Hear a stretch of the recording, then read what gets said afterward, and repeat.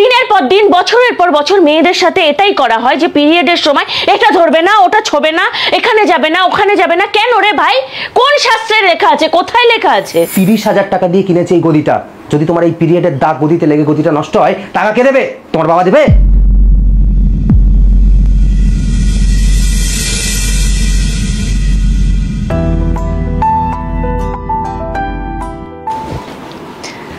হুমা, তুমি এসে গেছো? এই প্যাকেটে কি গো এটা? বোনের শাড়ি। হুমা, তাই? হ্যাঁ, ওই ওর সাধের জন্য। গয়নাগুলো তো আগেই নিয়ে চলে এসেছি, মা বললো একটা শাড়ি আনতে হবে, তাই শাড়িটা নিয়ে এলাম। ও কই দেখি দেখি। এই কি করছো? তোমার না পিরিয়ড হয়েছে? হ্যাঁ, কিন্তু তার সাথে শাড়ি দেখার কি সম্পর্ক? বাচ্চাদের মতো কথা বলো না তো। তুমি জানো না যে এটা একটা শুভ কাজের জিনিস? এই সময় তুমি এটাতে হাত দিচ্ছ। কোন যুগে পড়ে আছো তুমি? প্লিজ জ্ঞান দিও না, ভাত দাও, খিদে পেয়েছে। আমি ফ্রেশ হতে যাচ্ছি, খেতে দাও। থাক, তোমাকে দিতে হবে না। এখন তো গিয়ে আবার রান্নাঘরে সব ছুঁয়ে নেড়ে এক করবে। আমি মাকে বলে খেয়ে নিচ্ছি। বিরক্তিকর।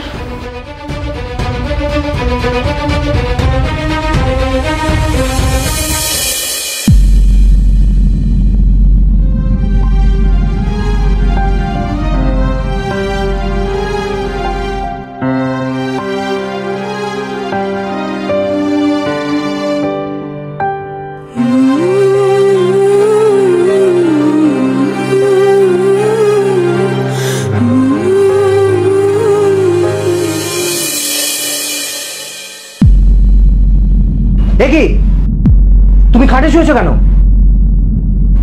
তোমাকে না কতবার বলেছি যে তুমি এই সময় খাটে শোবে না?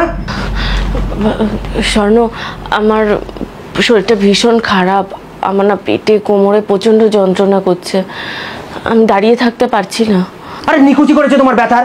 তোমার ব্যথার জন্য কি নিষ্ঠা নিষ্ঠা সব ভুলে যাবো? হ্যাঁ, 30,000 টাকা দিয়ে কিনেছে এই গদিটা। যদি তোমার এই পিরিয়ডের দাগ গদিতে লেগে গদিটা নষ্ট হয়, টাকা কে দেবে? তোমার বাবা দেবে? সে মুরত তো নেই। নামো নামো নামো নামো নামো, খাট থেকে নামো। স্বর্ণ প্লিজ, আমি একটু ঘুমাই। কথা কানে যাচ্ছে না? হ্যাঁ, নামতে বলেছি না? নামো নামো নামো নামো নামো নামো নামো নামো। আরে নামো নামো, তাড়াতাড়ি নামো নামো নামো। স্বর্ণ, আমার লাগছে। নামো নামো তাড়াতাড়ি। ওসব লাগছে ফাগছে পরে, বিছানায় দাগটা লাগলে তো কে পরিষ্কার করবে এগুলো? বারবার বলার পরেও কথা কানে যায় না না? প্রত্যেক মাসে তোমাকে এটা মনে করিয়ে দিতে হবে। ধরো।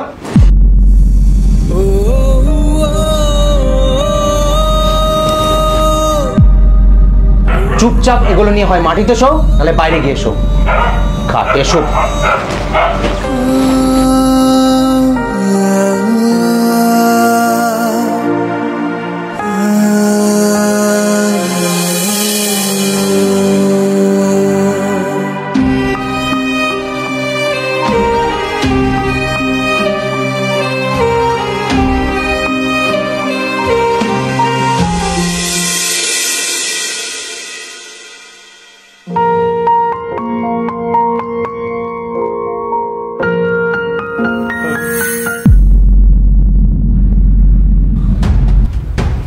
সর্বনাশ। এই কি করছো? চা বানাচ্ছিলাম। মানে তুমি চাইছোটা কি? হ্যাঁ, তুমি চাইছো যে সকাল সকাল এই বাড়িতে একটা অশান্তি বাঁধুক? কেন, কি হয়েছে? এই তোমার এই ন্যাকাচো। তুমি জানো না? তুমি জানো না যে এই সময় রান্নাঘর, ঠাকুর ঘর, এগুলো মেয়েদেরকে এড়িয়ে চলতে হয়? হ্যাঁ, তোমার মা তোমাকে কিচ্ছু শেখায়নি ছোট থেকে? মানে বড় হয়েছে অমনি বিয়ে দিয়ে পাঠিয়ে দিয়েছে নাকি? শিক্ষায় একবারে ভরপুর। শোনো, তোমাদের বাড়িতে না এই সমস্ত অনিষ্ট হতে পারে, কিন্তু এই বাড়িতে সব চলবে না। বেরো বেরো, রান্নাঘর থেকে এখনই বেরো। স্বর্ণ, পিরিয়ডের সাথে এগুলোর কি সম্পর্ক? এই চুপ, একটাও কথা না। আর একটা কথা বললে না, আমার থেকে খারাপ কিন্তু আর কেউ হবে না। বেরো বেরো বেরো বেরো বেরো, রান্নাঘর থেকে বেরো। আরে কি হলো, বেরো।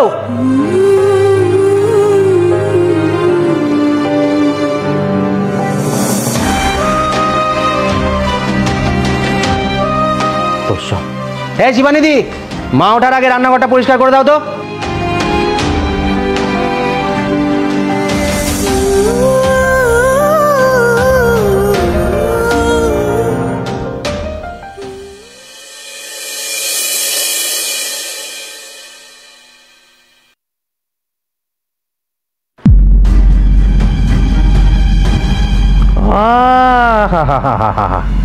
বাড়িতে যেই দেখেছে কেউ নেই অমনি পিরিয়ড গায়ে খাটে উঠে মহারানী ঘুমোচ্ছে।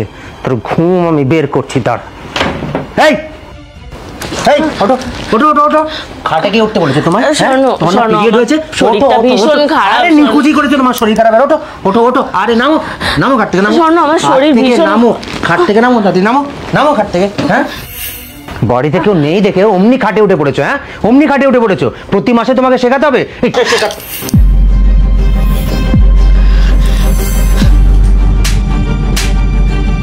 একদম চুপ, আর একটাও কথা বলবে না।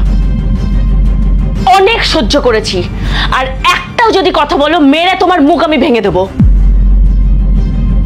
ন্যূনতম মানসিকতা বোধটুকু তোমার নেই। একটা অসুস্থ মানুষকে তুমি টেনে হিচড়ে খাট থেকে নামিয়ে আনছো।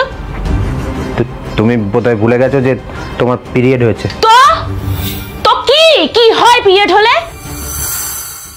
পড়াশোনা করে তুমি যে ডিগ্রি অর্জন করেছো সেই সমস্ত ডিগ্রি দয় তুমি আগুনে পুড়িয়ে জ্বালিয়ে দাও, আর না হলে সমস্ত নদীতে ভাসিয়ে দাও। যে ছেলেটা আজকে 2025 সালে দাঁড়িয়েও মনে করে যে পিরিয়ডের সময় মেয়েরা অচ্যুত, তার ওইসব ডিগ্রির কোনো মানে নেই, কোনো দরকার নেই। যেটা না থাকলে তোমার জন্মই হতো না সেটাকে তুমি অচ্যুত, অপবিত্র মনে করো। দিনের পর দিন, বছরের পর বছর মেয়েদের সাথে এটাই করা হয় যে পিরিয়ডের সময় এটা ধরবে না, ওটা ছোবে না, এখানে যাবে না, ওখানে যাবে না। কেন রে ভাই? কোন শাস্ত্রে লেখা আছে? কোথায় লেখা আছে? কাজ, খাওয়া, ঘুম, স্নানের মতন এটাও স্বাভাবিক জীবনেরই একটা অঙ্গ। এটাকে নিয়ে এত রাগঢাক কিসের? এই সময় শুধু একটু হাইজিন মেনটেন করতে হয়, ব্যাস। কোথায় এই সময় আমাকে একটু স্পেশাল ফিল করাবে, আমাকে একটু ভালো রাখার চেষ্টা করবে, আমার যত্ন করবে, তা নয় এটা করবে না, ওটা করবে না, এটা ধরবে না, ওটা ছোবে না, পুজো দেবে না। আর এই ঠান্ডার মধ্যে তুমি আমাকে মেঝেতে নামিয়ে শুইয়েছো। আজকে যদি তোমার সাথে এটা করতাম, এই সেম জিনিসগুলো যদি আমি তোমার সাথেও করতাম, তোমার কেমন লাগতো স্বর্ণ? পিরিয়ড কোনো গোপন রোগ নয়, এটা স্বাভাবিক। তাই আমি স্বাভাবিকভাবেই আমার জীবন যাপন করব। আমি আমার মতন খাবো, চলবো, ফিরবো, যেখানে খুশি যাব, ইভেন আমি সময় মতন পুজোও দেব। আর এগুলো করতে কেউ যদি আমাকে বাধা দেয়, তাহলে আমি তার বিরুদ্ধে আদালতের জনস্বার্থ মামলা করব। ভুলে যেও না, আমার চুপ থাকা আমার দুর্বলতা নয়, কথাটা মনে থাকে যেন।